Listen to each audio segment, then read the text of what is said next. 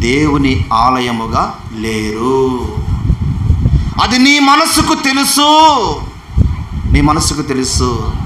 దేవునికి ఆలయముగా లేవు అంటే అర్థం, ప్రభువా నీకు నా దగ్గర చోటు లేదు, నేను ఇవ్వను అని అర్థం.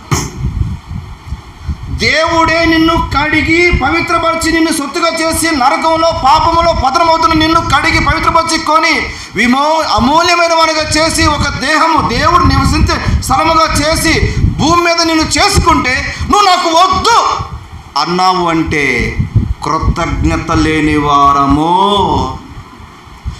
ఆయనంటే ఇష్టము లేని వారము, స్వార్థ ప్రియులము. ప్రిమిటి సహోదరుడ జాగ్రత్త.